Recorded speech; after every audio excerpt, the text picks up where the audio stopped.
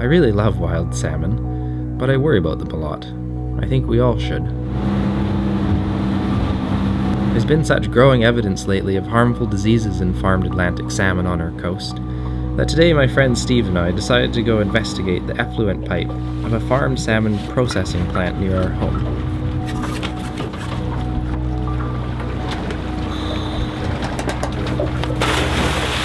So the fish that are being slaughtered today were raised by Cermak Canada at their Raza Island site in the Discovery Islands, and then loaded onto a packer and transported to this processing plant in Browns Bay on Vancouver Island, which we were very curious about.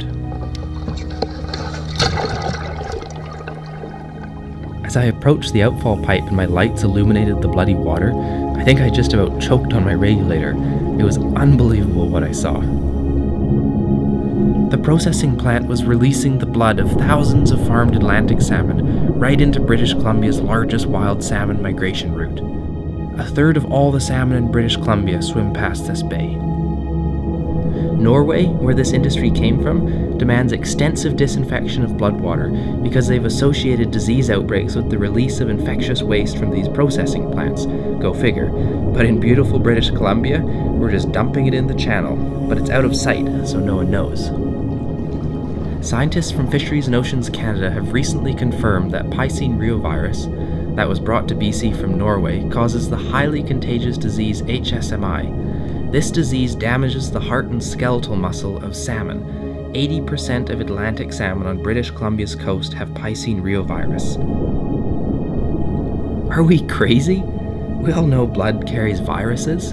This is an infectious disease. And yet we're mixing it with these.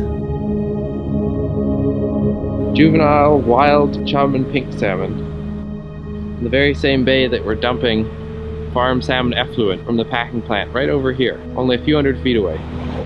So you can see the pipe coming down right there. I took some blood and we sent it to a scientist who looked at it under a microscope.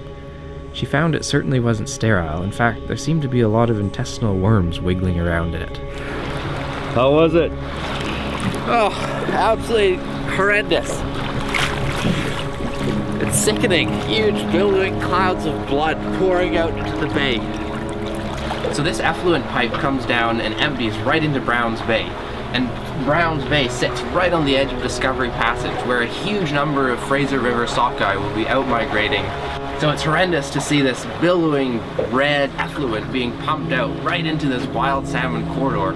You know, it's unbelievable that we still allow this to happen. It's crazy. We were so disturbed by what we had found that we jumped in the truck and headed to beautiful Tofino, BC to see if this was going on elsewhere.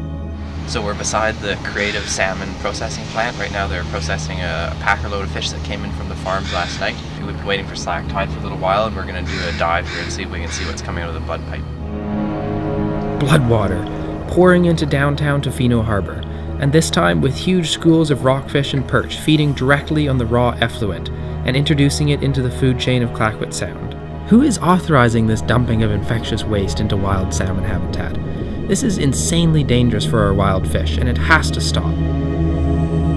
If we want wild salmon to survive on our coast, this dirty aquaculture industry needs to change.